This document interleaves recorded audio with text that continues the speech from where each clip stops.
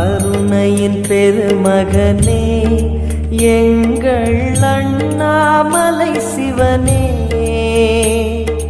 ஆடிய பாதத்தில் ஓரிடம் வேண்டும், ஆடிய பாதத்தில் ஓரிடம் வேண்டும்.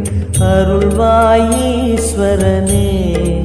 அன்பே அருணாச்சல சிவனே.